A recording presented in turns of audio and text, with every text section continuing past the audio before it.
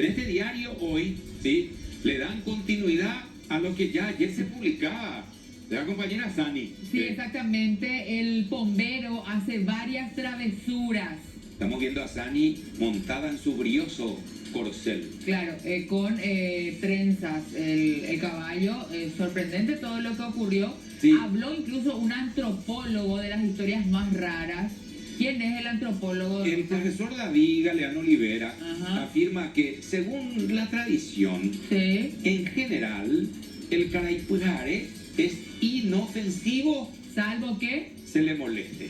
Sani dijo que lo ocurrido con su caballo es inexplicable. Y dice también este diario que hay más testimonios del Señor de la Noche. Recordemos Bueno. que el bombero, Sí, uno solo o varios bomberos, don Oscar. no, uno es peluquero, el que yo... No, pero ya sé, el que le atacó al caballo No. Sani es peluquero. Por eso Ese quería no. preguntar si ese es el único bombero, si hay otro bombero. No. Uno pero hay que Uno. ponerle miel, No, ese- caña y ese- guaripola.